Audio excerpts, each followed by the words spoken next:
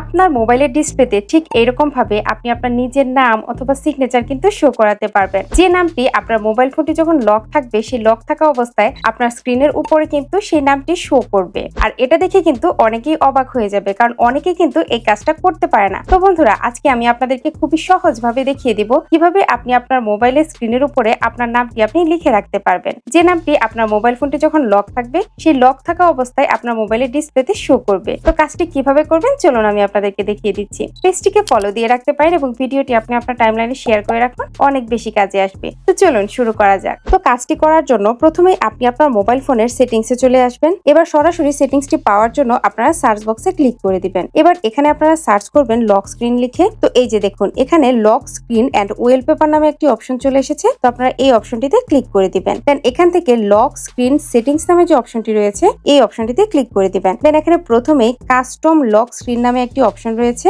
আপনারা এই অপশনটিতে ক্লিক করে দিবেন। দেন এবার এখানে দেখতে পাচ্ছেন অ্যাড কুইক ইনফরমেশন নামে একটি অপশন রয়েছে বা একটি ঘর রয়েছে, আপনারা এই ঘরটিতে ক্লিক করে দিবেন। দেন নিচ থেকে আপনারা সিগনেচার নামে যে অপশনটি রয়েছে, এই অপশনটিতে ক্লিক করে দিবেন। এবার আপনারা যে নামটি লিখতে চান সেই নামটি এখানে আপনারা টাইপ করে দিবেন। তো আমি টাইপ করে দিচ্ছি। দেন আপনারা ওকেতে ক্লিক করে দিবেন। এখন ডান পাশে উপরে অ্যাপ্লাই নামে যে অপশনটি রয়েছে, এই অপশনটিতে ক্লিক করে দিবেন। তো আমাদের কাজ কিন্তু শেষ। এবার যদি আমরা আমাদের মোবাইল ফোনটাকে লক করে দেই, এই যে দেখুন, আমি যে নামটি টাইপ করেছিলাম সেই নামটি কিন্তু আমার লক স্ক্রিনে শো করছে। তো বন্ধুরা, এভাবে কিন্তু খুব সহজে আপনি আপনার মোবাইলের লক স্ক্রিনে আপনার ইচ্ছা মতো বা আপনার নিজের নাম বা সিগনেচার আপনি কিন্তু শো করাতে পারবেন। That's it.